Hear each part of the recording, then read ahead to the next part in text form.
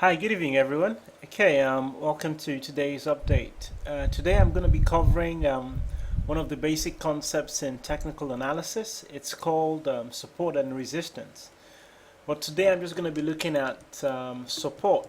So today we're going to be covering levels of support when looking at price charts. Okay, so really, what is a support level? Well, if you look at how people react psychologically, right? You and I have probably done this before. We like to buy things cheap, right? And we like to sell things when they're expensive. But generally, people like to buy things when they're cheap. So if you look at stock markets, throughout history, you'll find prices going up. It gets too expensive, prices come down. And prices go back up again. It gets too expensive, comes back down. People go, oh my goodness, it's so cheap. They buy again.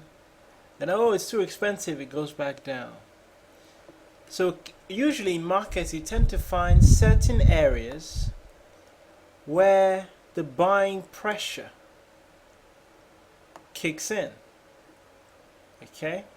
So you'll find that whenever price goes up and gets back to these regions, it bounces back up again.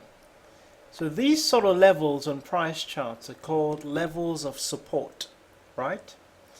So I'm going to go into my trading platform and we're going to try and look at some levels of support.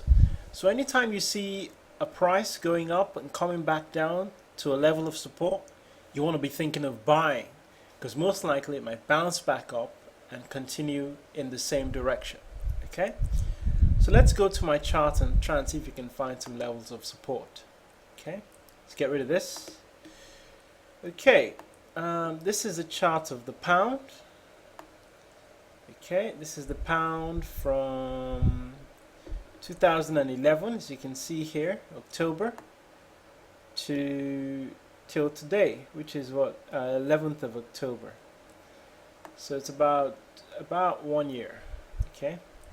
Now, if you look carefully, you'll find that in October 2011, the pound established a low here. It got as low as 1 point. Okay, let me take this out so you can see it clearly.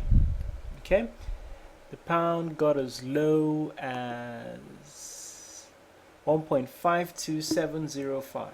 So just say 5270. Yeah, the pound got that low. It rallied up and came back all the way down, but then it rallied up from 5270, went all the way up, then came back down. As you can see, it rallied up, came back all the way down, and when it got to around 526, 527, just round about where this support was, it bounced up again. Then in June 2012, it came back all the way down. Well, once it got to this region again, 526, 527, it bounced up again and kept going. And today is at 1.6045. So if I was a trader and I was looking around in April and I was thinking of buying the pounds, I could have said, hey, you know what? Anytime it got to 527 or 526, it bounces up. It bounces up. So I could have waited, maybe in April. Once in May it got to the lows of 526, 527, I'd buy again, and look what happened.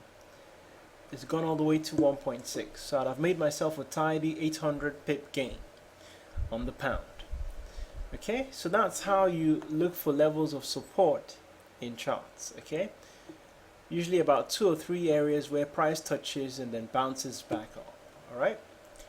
Okay guys, thanks for listening. I hope you learned something new and fascinating today. Alright, take care.